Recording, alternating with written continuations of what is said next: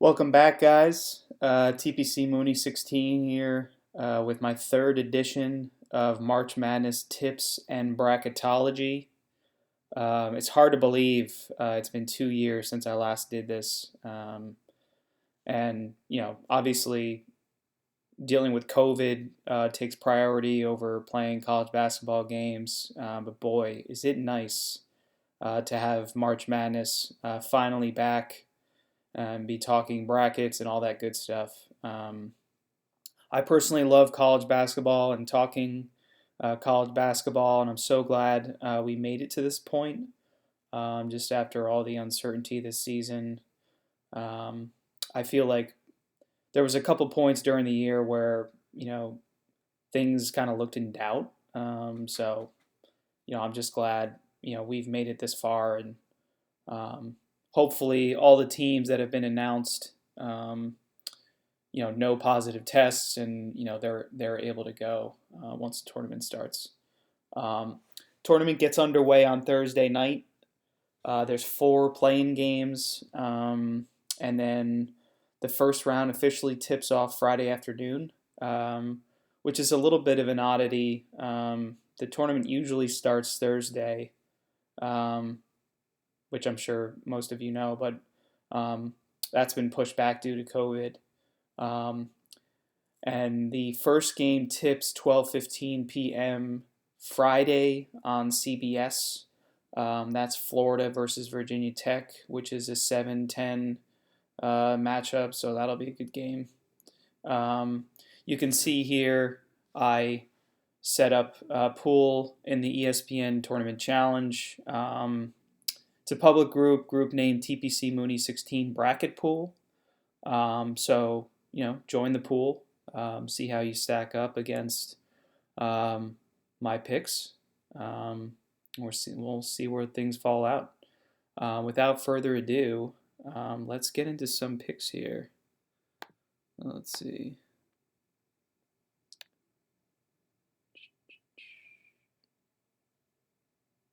Which one is it here? Is it this one? Okay. Number 1 overall seed, Gonzaga. Obviously they come in undefeated. They've been the best team all year, in my opinion. Jalen Suggs is a lottery pick. And then you have Corey Kispert, who can really shoot it. Drew Timme, who I think is one of the most underrated big men in the country, just because he's not the most athletic big man, but man, does he have moves in the paint. And I think all 3 of those guys are National Player of the Year candidates, which is, to have 3 players from one team be candidates for National Player of the Year, that says a lot. They also have Andrew Nembhard, who was a transfer from Florida. He gives them another point guard. Joel Ayayi, an experienced guard who can light it up from deep as well. It's also funny that this West region here, the 2 seed, 3 seed, and 4 seed have all played Gonzaga, and Gonzaga beat all of them pretty handily. So I don't know if the committee did that on purpose, but it's just kind of ironic. So let's see, Gonzaga. Oklahoma, Missouri. Man, this is a tough game. These 8-9 games are always toss-ups. These are 2 really good teams. And I think whoever wins this game is really going to test Gonzaga. I don't think they'll beat Gonzaga, but I think they'll test Gonzaga right away in that second round. Oklahoma at one point this year beat 3 top 10 teams in a row, which just goes to show how good the Big 12 is. But that was Kansas, Texas, and then actually Alabama in the Big 12 SEC Challenge. They beat Alabama. Davion Harmon, he's a really good guard. He's really tough, physical. They have Austin Reeves, who was a transfer. He's kind of like a point forward that can really score. I think he came from Wichita State. And then senior Brady Manick, 6'9", and he can really shoot it from the perimeter. Missouri from the SEC, they're a tough physical team too. They have the Smiths and Drew Smith, who I think was first team All SEC, and then Mark Smith, who can really shoot it. They've got Xavier Pinson, who's their point guard, who's inconsistent, but he can take over a game, and then center Jeremiah Tillman, who can really score down low. I'm going to take Oklahoma here, though. I think they're just more tested in the Big 12. That's not to say the SEC isn't strong too, but I just think Missouri's a little too inconsistent for me. 5-12. Oof. I feel like these 5-12 games are always tricky, especially in recent years. I feel like a lot of 12 seeds have won games. This is actually going to be my first upset pick. Creighton, I know they made the final of the Big East tournament, but they looked awful against Georgetown in that game. And they kind of faltered towards the end of the season here. UC Santa Barbara, the Gauchos. I watched them beat UC Irvine in the Big West Championship. They have Ja'Cory McLaughlin, who was the Big West Conference Player of the Year. So I think they have enough to spring the upset here. Taking the 12. There we go. Virginia, Ohio. I know Virginia dealt with COVID. They had to drop out of the ACC tournament. But I think they'll be back healthy. They have Trey Murphy and Sam Hauser, who are actually both transfers. They can really both shoot the three ball, and obviously pack line defense. Tony Bennett. So taking the Cavaliers here. No upset. USC and Wichita State. I feel like this 6-11 also is a very popular pick for upsets, because I feel like these 11 seeds are always like really good mid-major schools, or they're like,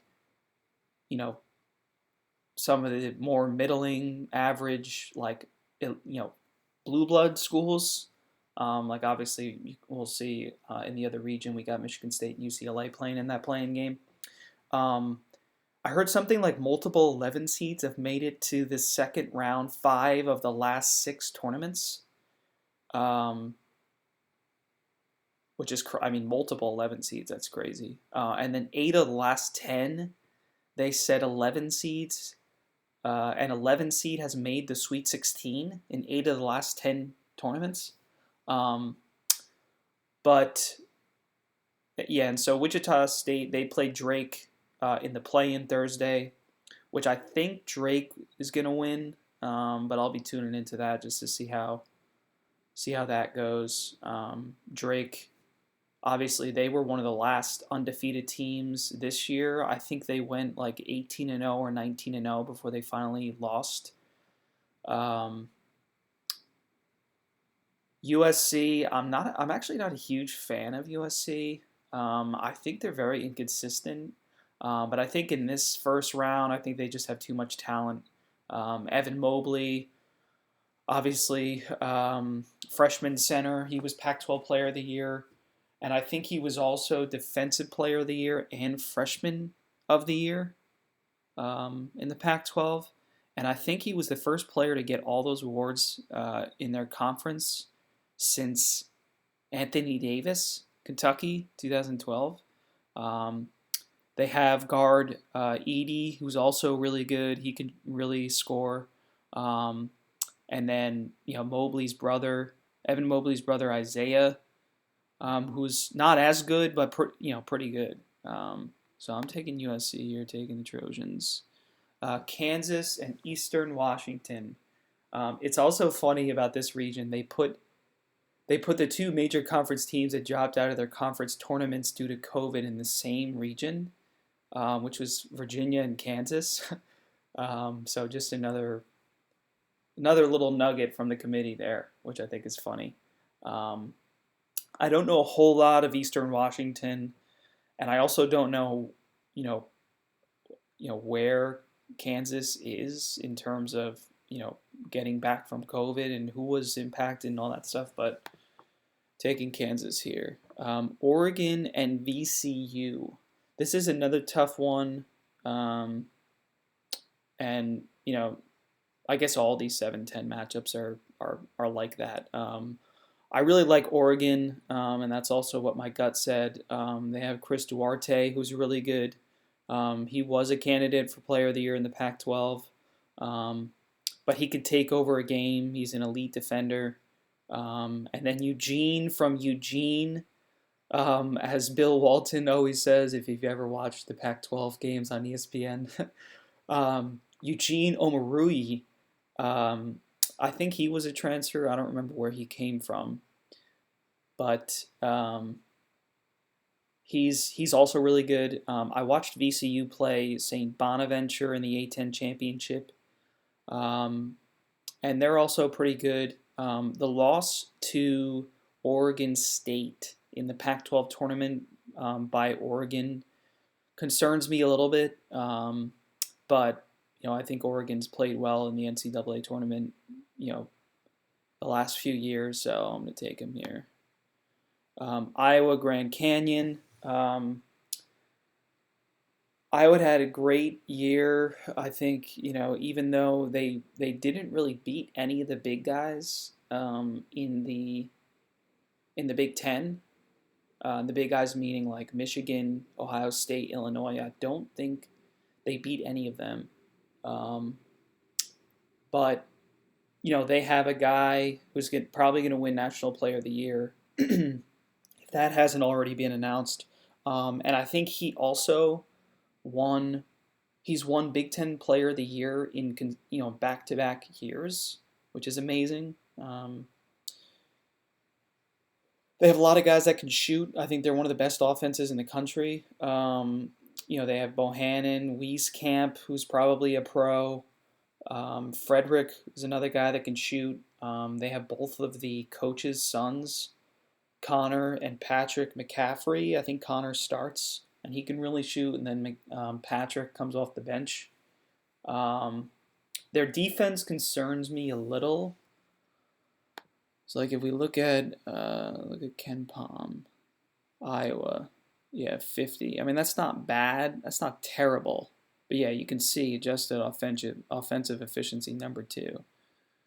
So elite offense, defense a little questionable, but obviously we're not taking Grand Canyon here. So that is the West. If we go down to the East, Michigan. Winners of the Big Ten regular season. They can beat you in a lot of ways. They can score, defend, shoot the three. As we were just looking at Ken Palm, they're top 10 in both offense and defensive efficiency. So there's nothing they don't do, basically at an elite level. Their point guard Smith, he was a transfer, led the Ivy League in scoring. I forget where he went. If he went to like Dartmouth or Columbia, I forget where it was. Led the league in scoring, and I think he just had like 14 assists or something like that in their one Big Ten tournament game. They have, they also have Franz Wagner, who can do a lot of things. Eli Brooks, who had one of the games they played, he had an ankle injury, but I think he's fine now. Freshman big man Hunter Dickinson, he's really good. So they have a lot of guys that can score and defend. I do think the loss of Isaiah Livers is going to hurt them, depending on, if he can't come back. I think they're not in trouble, but, I don't know how far they're going to make it. But, not yet. So let's see. Why isn't this? There we go. 8-9 LSU and Saint Bonaventure. LSU rode an impressive run all the way to the SEC Tournament Championship. Ultimately lost to Alabama.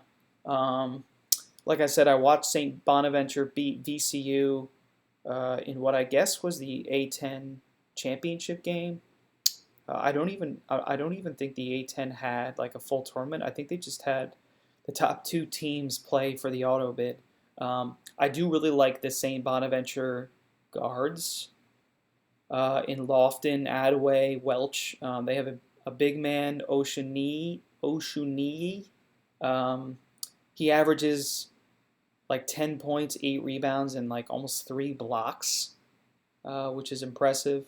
But I think LSU just way too talented here. Um, they have Smart at the point, Javonte Smart, Cam Thomas, who's a volume scorer. He's a pro. Um, Darius Days and Trendon Watford, they form a big time duo in the front court. So I'm taking LSU here. Another 5-12. So this is another 12 over 5 upset I'm going to take. I haven't been that impressed in what Colorado's done lately, even though they have senior point guard McKinley Wright, who's a baller. I think he was first team All Pac-12 3 times in his career, which is amazing. Georgetown, I mean, they just, I think they're like 12 and 13, but they just trailblazed through the Big East tournament. And not that the Big East is that strong of a conference, but they're playing really well right now. Freshman point guard Harris playing really well. Pickett and Blair are both guards that can drive and shoot, and they're coming into the tournament really hot. So taking the Hoyas. Next up is Florida State, UNC Greensboro, and this kind of stinks because I really wanted to pick UNC Greensboro as an upset team before the bracket was announced. I think they're good. They're good. I watched them in their conference tournament championship, the SoCon championship, but Florida State just has too many long athletic guards, very difficult to prepare for. So no upset here.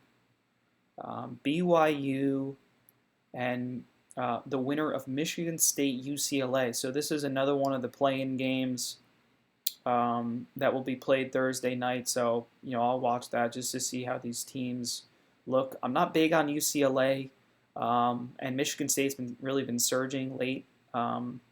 So I think the Spartans are going to win that play-in. I was really impressed by BYU coming out and smacking Gonzaga in the face in the West Coast tournament championship game last week. Excuse me, but obviously Gonzaga rallied in typical Gonzaga fashion, but they were impressive nonetheless. So if Michigan State wins that play-in game, I'm going to take them here because not only did they just beat Illinois, Ohio State, and Michigan in the span of like 10 days or 2 weeks, whatever it was. But I feel like that's just what Tom Izzo does in the NCAA tournament. So taking the 11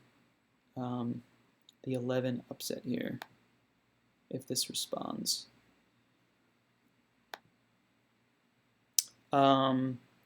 Texas and Abilene, no concerns here for Texas. They have 3 really good guards that have been through the wars in Coleman, Jones, and Courtney Ramey that can all drive, shoot, defend. They're quick. Center Jericho Sims, who I think is a senior, who had a crazy game against Oklahoma State in the Big 12 tournament championship.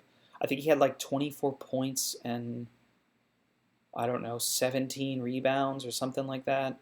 So Texas all the way here. Another 7-10. I've gone back and forth on this one, Yukon versus Maryland. Yukon's got James Bouknight, who's really good. He was injured for a while this year, but I think he's fine. He's fine now. He's played the last few weeks. He's really good, a really good guard that can score at all 3 levels.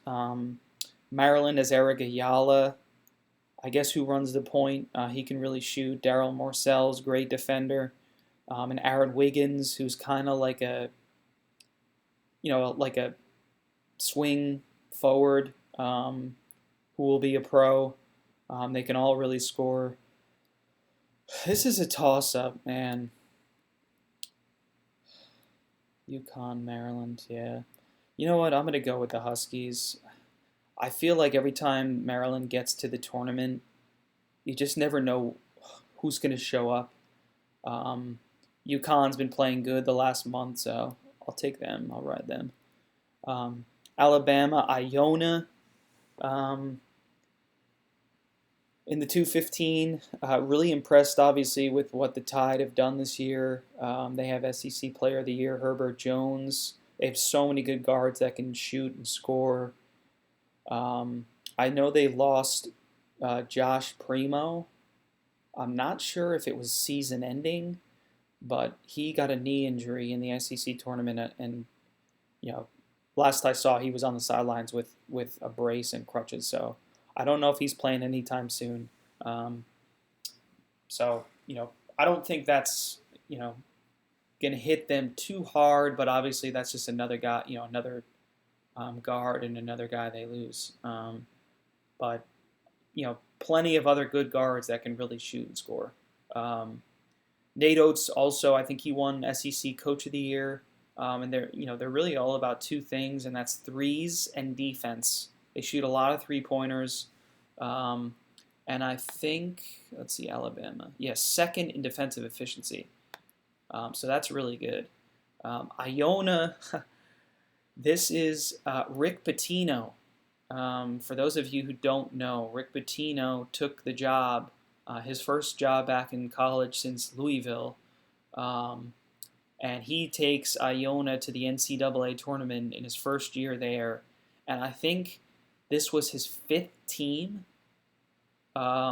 different team that he's taken to the NCAA tournament, so obviously impressive, but Iona doesn't have what it takes, for Alabama here. That's the East. So now up to the South. Baylor, amazing year for Scott Drew and the Baylor Bears. Couldn't quite go undefeated, but still, I'm happy for them after the great year they had last year to, still be playing at the same, if not better, of a level. They also have three great guards: Jared Butler, Davion Mitchell, and Maceo Teague. They can all drive, shoot, score, everything. And the tournament is all about guards too. So I'm certainly gonna have the Baylor Bears going a long way here. I also think they're one of the best three-point shooting teams in the nation. I think they're like top 3 in three-point shooting. And Maceo Teague, this year, I don't know if it was last week or a couple weeks ago, he had 10 three-pointers in a game, which I think was an SEC conference record. So, obviously it goes without saying. Taking Baylor here. Okay, so 8-9 North Carolina and Wisconsin. Like I said, 8-9s always can go either way. I've gone back and forth on this. My gut kind of told me North Carolina. I really like the bigs of North Carolina, how they've been playing. They almost took out Florida State in the ACC Conference semifinal. But I think I'm going to go with the Badgers, actually. No knock on Carolina. I just think the Wisconsin guards are older, more experienced. Demetric Trice and Brad Davidson, they're both really good. So I'm going to go with them. Go with the Badgers. Little upset, little mini upset here. Villanova versus Winthrop. So full disclosure here, I am a Villanova alumni. Graduated in 2014. So this pick is not entirely objective. And I know, as most of you probably know, Villanova lost their senior point guard and leader, Colin Gillespie, tore his MCL against Creighton a couple weeks ago. That was a huge blow, and they will not be the same team without him. But they still have Justin Moore, who's a great guard. Robinson Earl, he shared Big East Player of the Year with, along with Gillespie, and then Mamo Kilishvili from Seton Hall. I know, Winthrop's definitely going to be a hot upset pick. Let's see if it says anything here. BPI rank 85. Yeah, BPI rank 85 versus 7. Top. Yeah, so I mean 3-1 versus top 25, but obviously, all of those were probably with Colin Gillespie. Um, but I don't know. I'm gonna take, you know, the Wildcats here. I actually wasn't too impressed when I watched Winthrop play in their conference tournament championship. Um, so no upset for me. Uh, so let's see, Purdue and North Texas. So Purdue, they're just kind of one of those teams I haven't been able to watch much this year.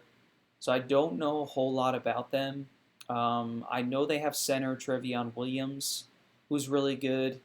And they finished fourth in the Big Ten at 13-6. So, and it's probably the best conference in the country. So they're obviously pretty good.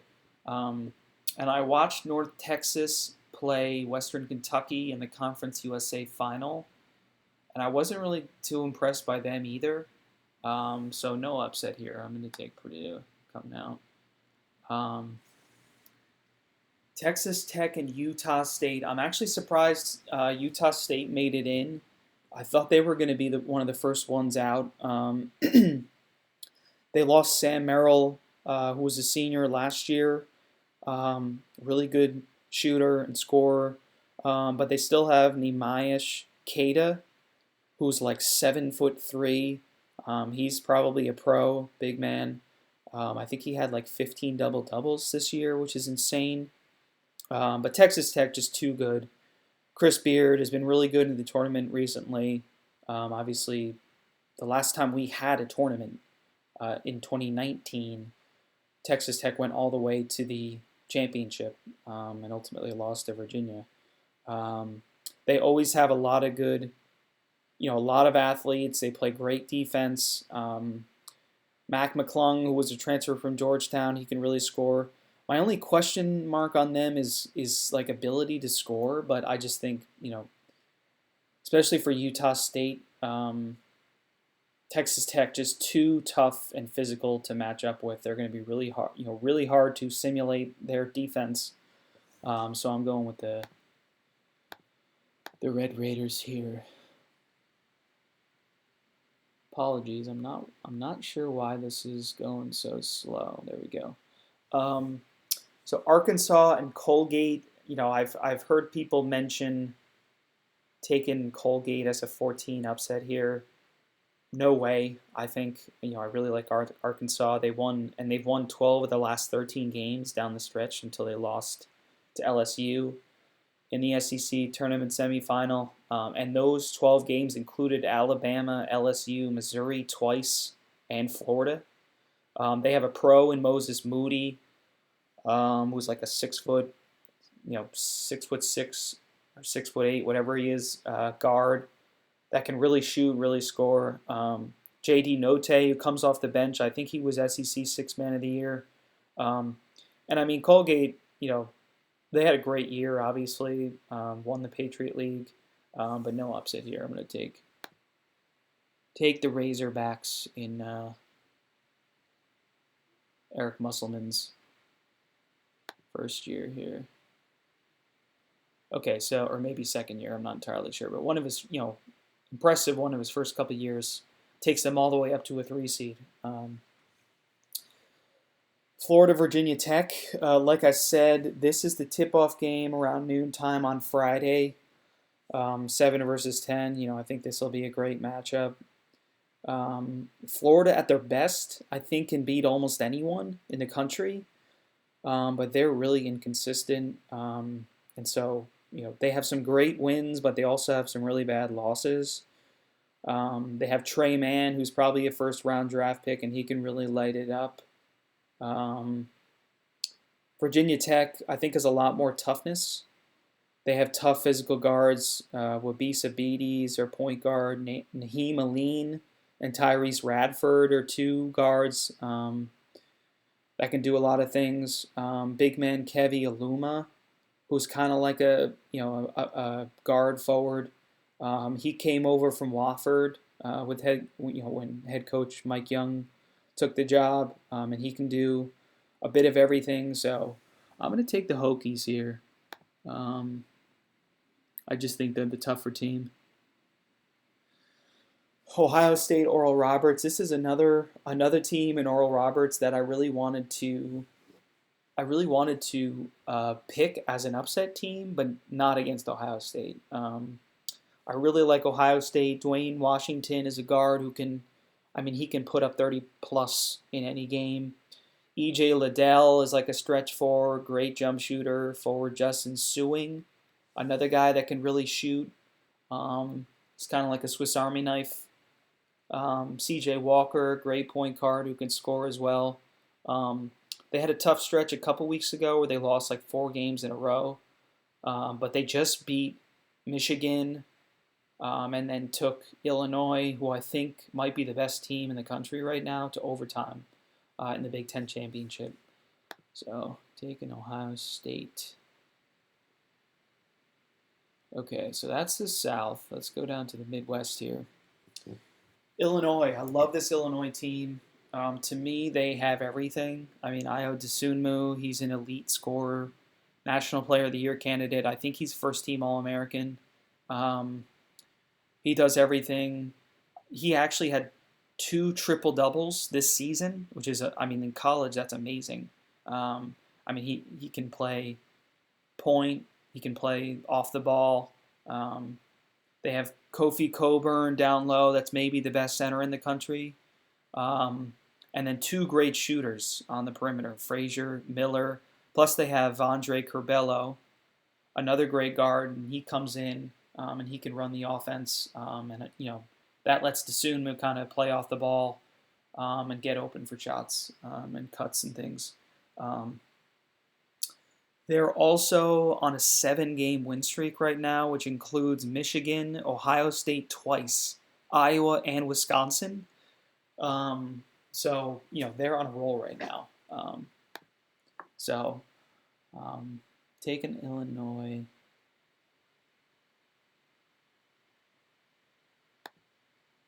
There we go. 8-9. Excuse me. Loyola Chicago and Georgia Tech. This is a tough one. I watched Georgia Tech beat Florida State in the ACC Tournament Championship, and I was impressed just by their defensive tenacity. They have Moses Wright, who won ACC Player of the Year. He's a long, athletic big man down low, really athletic and really jump. Plus Jose Alvarado, who I think was ACC Defensive Player of the Year. So you have the Player of the Year and the Defensive Player of the Year on the same team. And he's an elite on-ball defender. I think he averages like 3 steals per game, which is crazy. You think he's going to steal it like every defensive possession.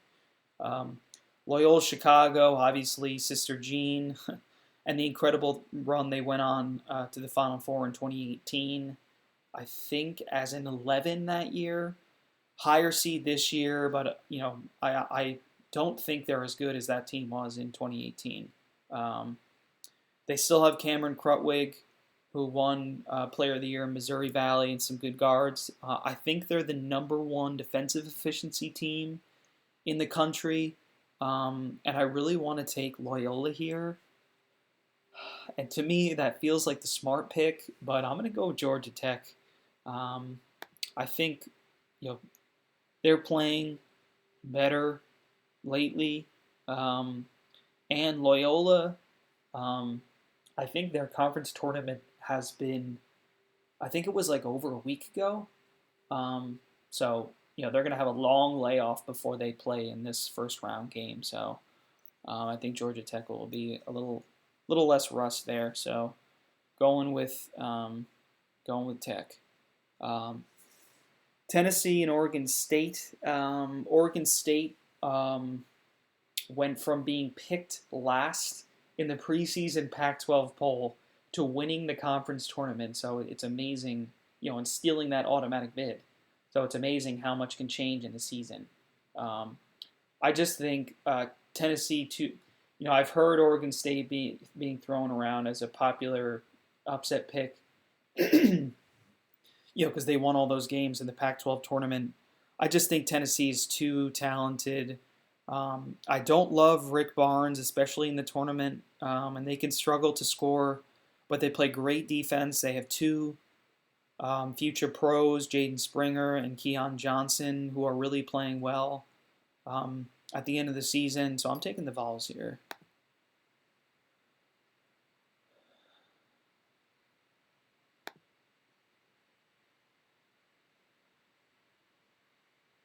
Okay. So Oklahoma State and Liberty. I really like this Oklahoma State team. They went on an incredible run at the end of the year. They beat Texas Tech, Oklahoma twice, West Virginia twice, and Baylor.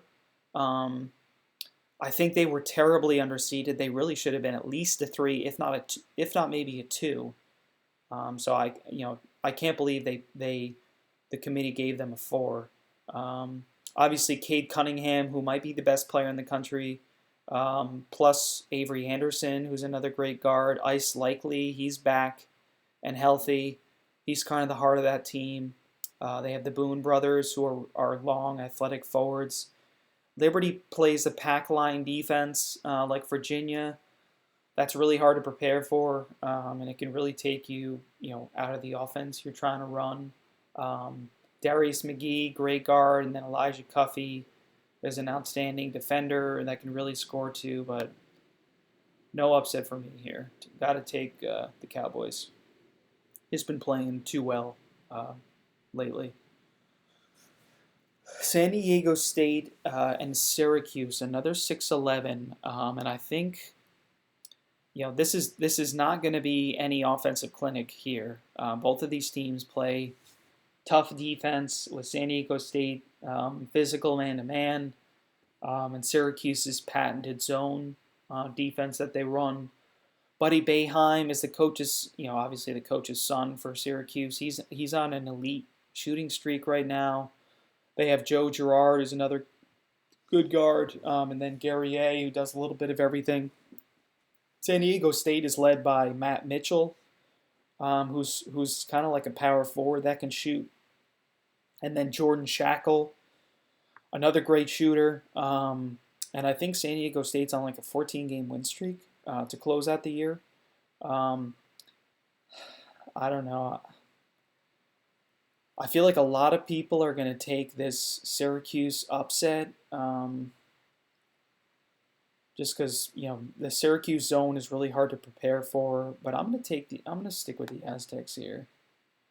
I like how they've been on a roll for a while, so I think they keep it going. West Virginia and Morehead State.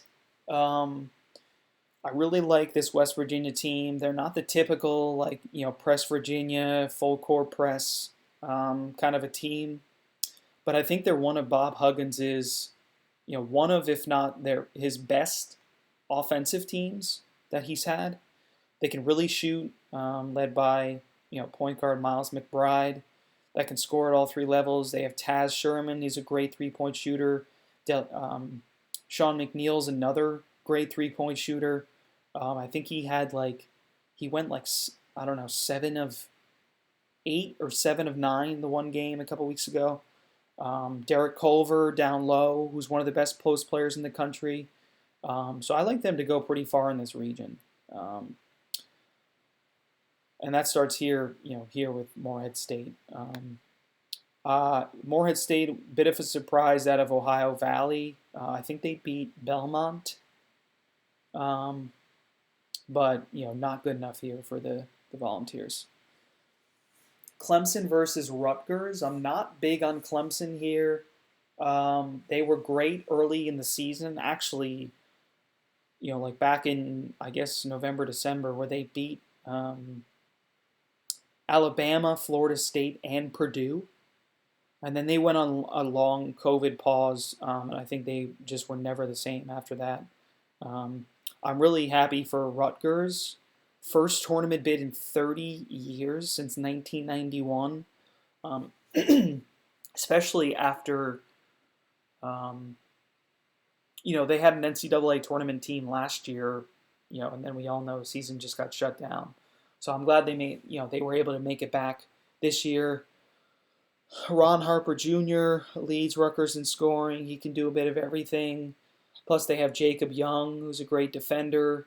Geo Baker, another guard that can shoot and score. Miles Johnson is kind of a versatile big man that can score and protect the rim. Clemson has Amir Sims, who leads them in basically every statistical category, I think, except for like steals. So they rely heavily on him. Um, Such a toss-up, but my gut told me Rutgers here, so I'm going to take Rutgers. The Scarlet Knights. If it lets me. There we go.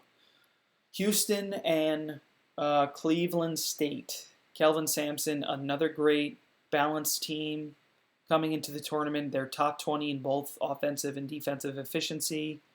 Quentin Grimes, who was a transfer from Kansas, he's having a great year. Marcus Sasser, Dejan Giroux on the perimeter.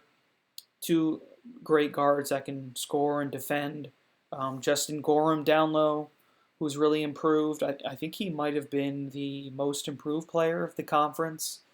I just watched them light up, completely light up Cincinnati in the American Conference Tournament Championship. I think they won by like 35, 37 points. I watched Cleveland State in the Horizon Championship game, and I was impressed by them, to be honest. Like they kind of reminded me of like Georgia Tech's defense or Florida State. Like they just kind of swarmed and really hard to run an offense against, but not enough against Houston. I think Houston just too good for them there. So that's the Midwest. Okay, so we have our second round. So Gonzaga, Oklahoma. Man, I think Oklahoma at their best, I think they can beat them, but not here. Gonzaga just too good, too good on offense. Their defense is good enough, so I'm going to move them on. UCSB and Virginia. I think this is where it comes to an end for the Gauchos. Virginia just too tough on defense. They can really score too. I think it's one of Tony Bennett's best three-point shooting team. I think with Sam Hauser and Murphy. So taking the Cavs. SC and Kansas. Man, that's a tough one. Trojans and the Jayhawks. My instinct on this one was to take Kansas. They've been playing good recently. Obviously had to bow out of the Big 12 tournament due to COVID. I want to take SC as an upset, but like I said, I think they're just too inconsistent. So taking Kansas. Iowa and Oregon, I think this is actually going to be a tough test for Iowa. Oregon plays great on defense. Iowa, not so much, but they can, they're an elite scoring team. I think Oregon has no answer for Luka Garza down low, so I'm going to take Iowa here. Michigan and LSU, man. LSU, this is another 1-8 where I think if the 8 seed LSU plays as good as they can, they have 3 or 4 pros on the team. They can play as good as they can. I think they can upset Michigan here. A lot of people are down on Michigan now after losing Livers. But I don't know. I think Michigan they can beat you in too many different ways. LSU is another team that's been inconsistent.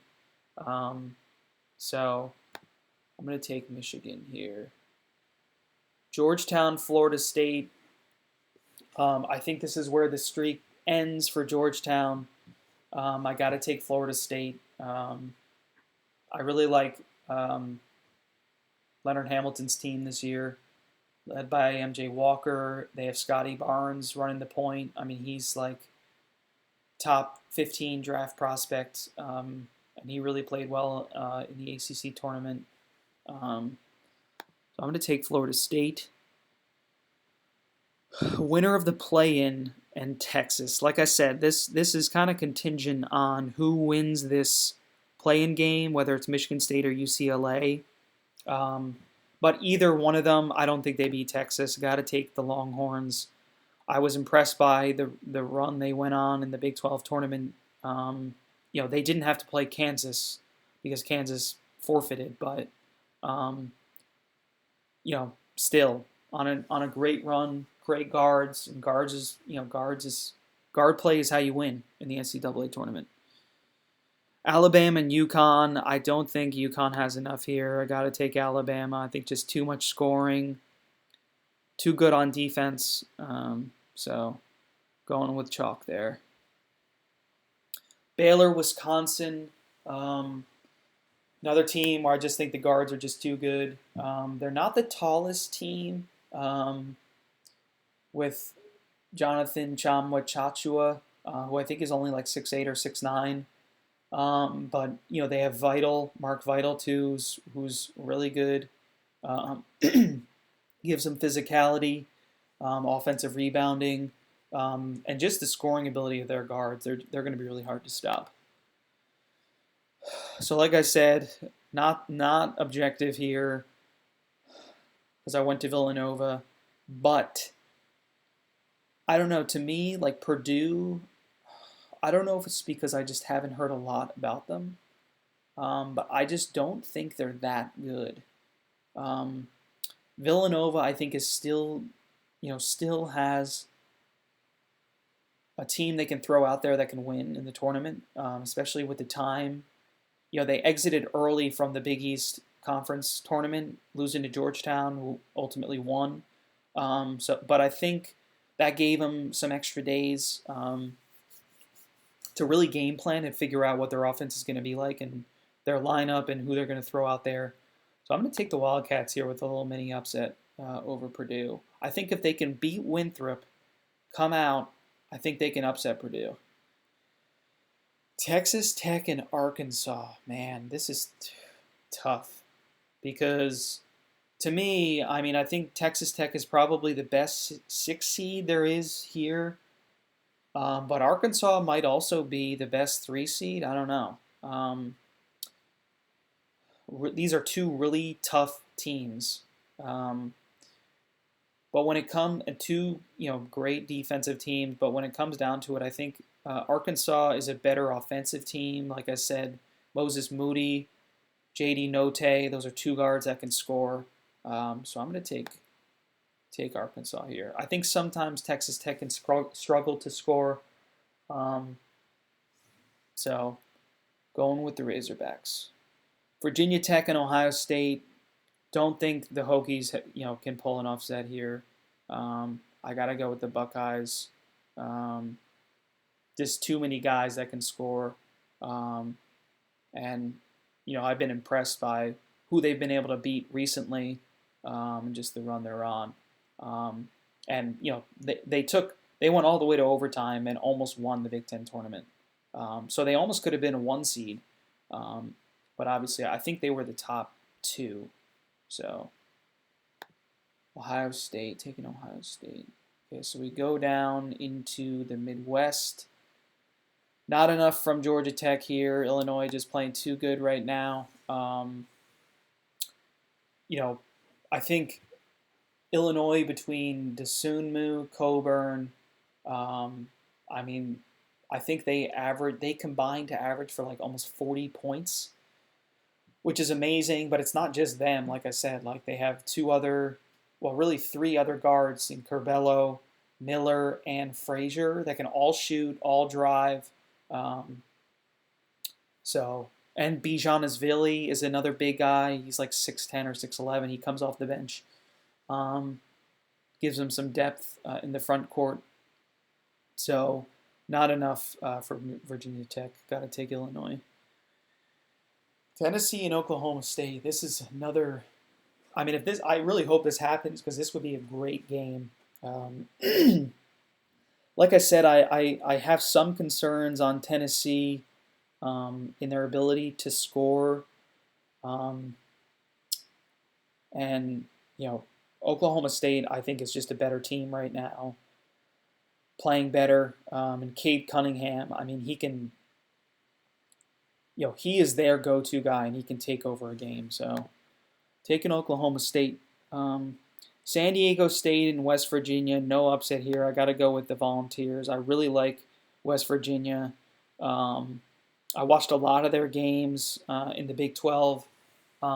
They almost beat Baylor, but they're just they're going to be too good for San Diego State. I think San Diego State, another team that struggles to score, and in the NCAA tournament, you have to be able to score. So, taking West Virginia, Rutgers and Houston. Can't take Rutgers here. Houston is playing too good right now.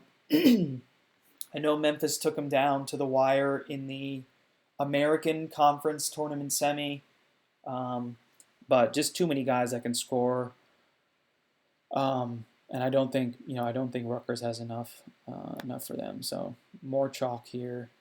And I have no double-digit teams in the Sweet 16, which probably isn't good. Although I look back at the bracket from 19, the last time we had a tournament, and there was only one team. I think there was only one double-digit seed in the Sweet 16, and that was Oregon. So I'm not too concerned about this. All these teams I picked, I think they can at least win 2 games, against almost anyone. So now we come to the regional semifinals. So up in the West here, Gonzaga, like I said, they're just too elite offensive and defensively. Don't think, even with the pack line defense, I don't think Virginia has enough. So got to go with the Bulldogs. Iowa and Kansas. This is really interesting game. My gut tells me Iowa. I just think they can really score and shoot, with anyone. I think this tournament, no home field advantages or anything like that, no home court advantages. I think it's really going to be a shooter's court. So, I favor offense. Let's see where Kansas is. Where is Kansas? 59-6. Yeah, so top 10 defense. Offense, a little bit more questionable. So I'm going to go with offense here. I think we get a rematch of Gonzaga and Iowa. Down to the East. Okay.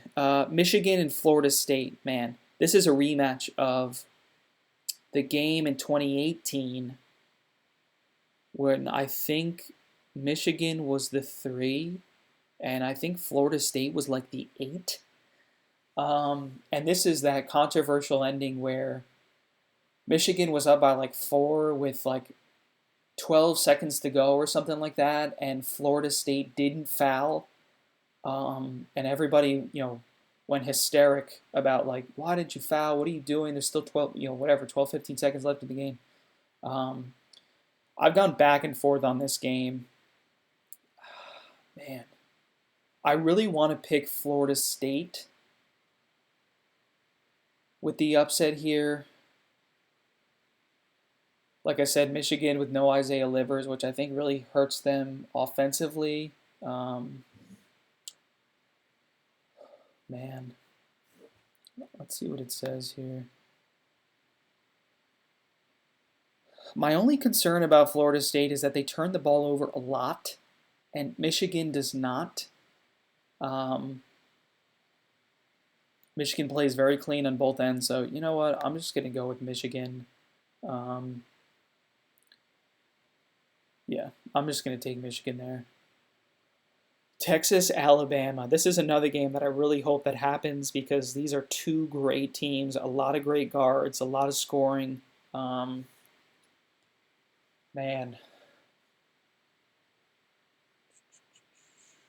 I could go back and forth on this one. My gut told me Texas. Both of these teams are champions in their conference tournaments. Big 12 and SEC. Big 12, I think a stronger league than the SEC. I think like their top 7 teams are all ranked in the top 25. This past week or last week, whenever it was. So I'm going to go with Texas here.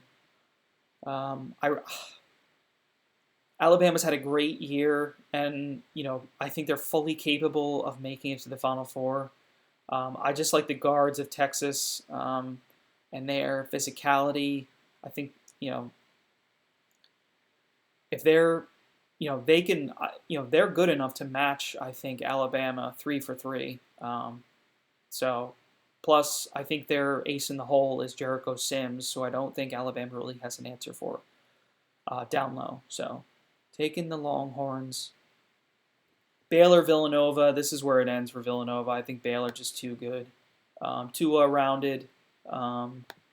Look back here, 3-44. So their defense has slipped of late, and I think that's mostly due to the COVID pause that they went on when they came back, and they were a little stagnant for a couple games. But they're playing better now. Taking Baylor there. Ohio State and Arkansas. That's another tough one to call. I could go either way here. And let's see, what do I have? 1, 2, 1, 3, 1.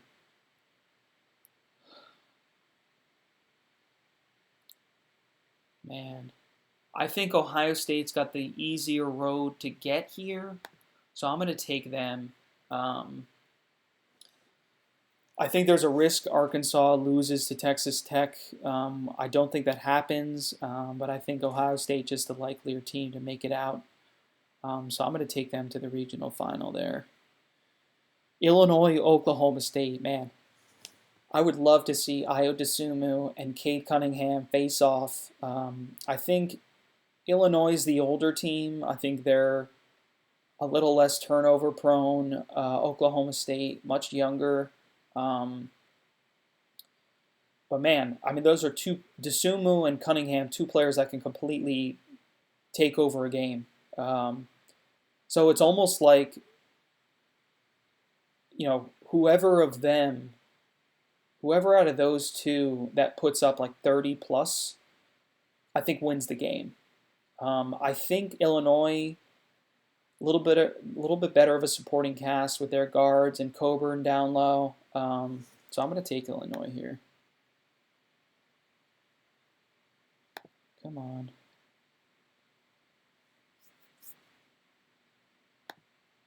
There we go. Another 2-3 matchup, which I think I pretty much had all 2-3 matchups throughout. But I'm going to take the upset here. I'm going to take West Virginia. I really like them. Miles McBride is playing great right now. He's a clutch player.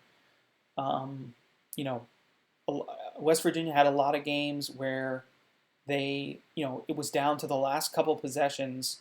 And they have, not just him, they have multiple capable shooters of making a shot late in the game. But I think especially Miles McBride has a clutch gene there. So I think the road ends for Houston. I just think they can't match up. I think Culver down low is going to be really tough to stop for Houston. So I'm going to take the Volunteers. And now we're on to the regional finals.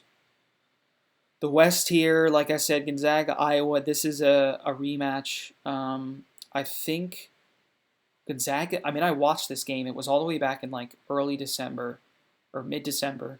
I think Gonzaga put up like 103 points on them.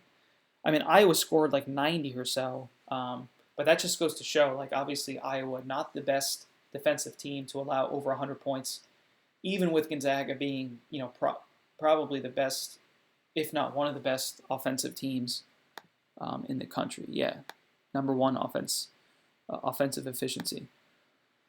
So I got to take the Zags here. I think they keep the undefeated season going into the Final Four.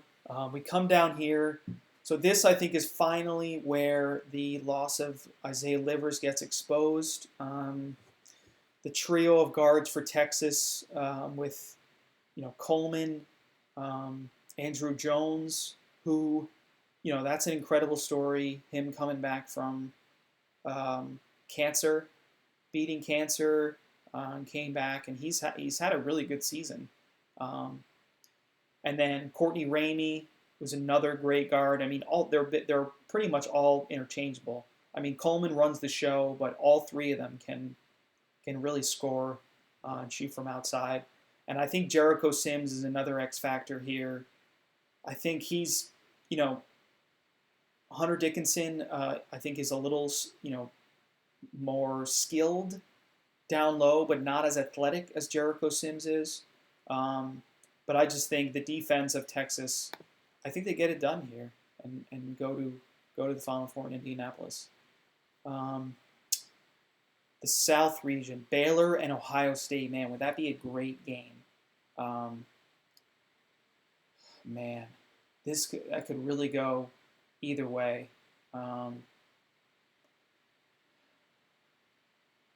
Both coming from really good conferences. I think Baylor was the Big 12 regular season champion, and Ohio State. I think they're quad one. Well, let's see what it says for their Ohio State. Yeah, 7-4 versus AP Top 25, 7-2. 70 points opponents conference 12-8. My only thing with them is defense, and I think that's where Baylor gets them here. So I'm taking Baylor. I just think, let's see, Ohio State 79th in defense. So, and Baylor obviously not elite, but 44th in defense.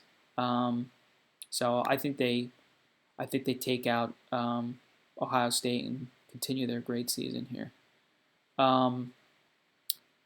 Illinois and West Virginia, man. I mean, I really think West Virginia can win this game, but I can take them here. Illinois, I just think they're playing like the best team in the country right now. A little bit of a scare when Dosunmu had the broken nose. I think he was out for a couple games, but he's hasn't really lost a step. Coburn, I mean, he is like a 6 foot, 275 pound like mountain down in the paint. So he's going to be really hard to stop. Even with Culver, I think Coburn can probably get Culver into foul trouble. And then their depth down low for West Virginia isn't great after Culver. So, I got to take Illinois here. Got to keep them going. And here we are. We've got our Final Four here. We got 3 1 seeds and a 3 seed. Gonzaga, Texas, Baylor, Illinois. Man, that both of these will both be great games. Man, Texas is on such a great run right now, but I don't think I can take them over the Zags. I feel like Gonzaga, no matter what, they just find a way to win. And obviously it helps to be, the best offensive efficiency team in the country. And they just have so many guys that can score. Suggs is a next level talent running the point guard, but they have a number of other guards that are really good. So I'm taking the Zags here. I think they go all the way to the title game here. Baylor and Illinois, man. I'd love to see Dosunmu face off against Jared Butler. Oh man, I think this is another instance, though, where with Kofi Cockburn down low, Baylor does not have a lot of size in their front court. Vital, I think, is only like 6'7", 6'6", 6'7", and Jonathan Chamwachachua, I think, is only like 6'7" or 6'8". And I mean, Cockburn is just a beast. I mean, I think he leads the nation in dunks. And so he's a little slow just because of his size. But man, if he gets any position against you down low, in all likelihood he's going to go up and dunk it. And I think in a close game late between Curbelo and Dosunmu, I think they make the shots they need to. This is going to be a close game, though, if this happens. Both great teams. But I'm going to take Illinois here. I'm going to keep them going on this run. And here we are, National Championship, Indianapolis, April 5th. And would it be amazing to get all the way here after all, COVID and everything that's happened since we had the last tournament championship game, which was all the way back in 2009 when 2019 when Virginia won. I've filled out a couple brackets, and in one I've taken Gonzaga, and in the other I've taken Illinois. And obviously Gonzaga going against history here. I heard that, obviously we know Duke and Kentucky both did not make it into the tournament, and that was the first time that's happened since 1976. Ironically enough, 1976, the last undefeated national champion Indiana Hoosiers, and what was their record? 32-0. The Zags going into the tournament 26-0. If they make it all the way, 6 more games, that makes them 32-0, undefeated national championship. I mean, it's like storybook. But I don't know. I mean, there's great matchups pretty much at every position in this game. With Dosunmu, Suggs, you have Frazier, Ayayi, Kispert, Curbelo. I mean, so many great guards. Timmy and Cockburn down low. Timmy, I think, is quicker, but then, Cockburn, more physical, bigger. That could be a situation where Cockburn gets Timmy into foul trouble. But I mean, Gonzaga does have some depth. They do have some other guys they can throw out against Cockburn. But man, I'm gonna take Illinois. I think they do it here. I think, obviously, well, it's kind of hard to say they're more tested coming out of the Big Ten because Gonzaga has beaten pretty much everyone, including, obviously everyone because they're undefeated. But I'm just saying the teams they've beaten has included Kansas, Virginia, Iowa. So they've beaten great defensive teams, great offensive teams. But man, I just think Illinois too hot right now. So I'm gonna take them. I'm gonna take the Fighting Illini to win the national championship. Tiebreaker. Let's see. This has got to be a back and forth game. Two great offensive teams. Let's see where Illinois. Yes, 7th. The 7th offensive efficiency team versus the number 1 offensive efficiency team. So this is going to be up there. Let's say I'm going to say 85.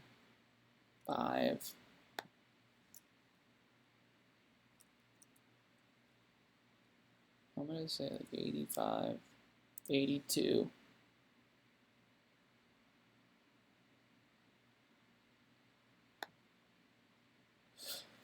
And there it is. There we have it. Illinois, your national champion. All right, guys. I know I went a bit long here, but it was my pleasure. Thanks again, for listening in. Like I said, join my tournament challenge group, TPCMooney16 Bracket Pool, on ESPN. It's a public group, so you should just be able to look it up by name and join. And thanks again. I mean, I know I've rambled on for a while here, but I've enjoyed it. Hopefully, some of this is helpful. Some upsets, but not too many upsets. But hopefully, I provided some helpful insights. And yeah, like, comment, and subscribe below. Let me know what you think of my picks, whether good or bad. And it's showtime.